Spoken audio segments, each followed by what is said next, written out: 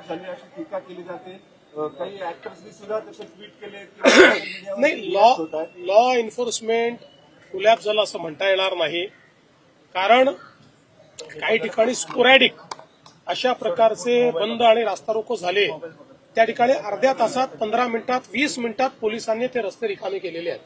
त्यामुळे law and order collapse झाली असं म्हणता येणार नाही. हा, काही घटना मात्र अशा घडलेल्या आहेत की ज्या भूषणावह नाहीये आणि अशा प्रकारची अपेक्षा आंदोलकांकडनं नाहीये. आता जर त्याचंही समर्थन होणार असेल तर मात्र मग महाराष्ट्राची संस्कृती कुठे चालली आहे.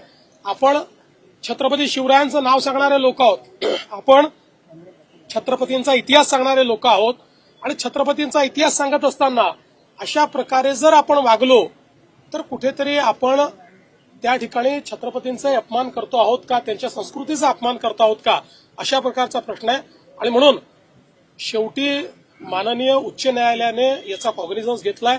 सरकारचा प्रयत्न असतो की सामंजस्याने गोष्टी झाल्या पाहिजेत, त्यामुळे सरकार सामंजस्याची भूमिका घेते. पण एकदा कोर्टाने कडक आदेश दिल्यानंतर मात्र प्रशासन आता ज्या प्रकारची कारवाई केली पाहिजे ती प्रशासनाला करावीच लागेल.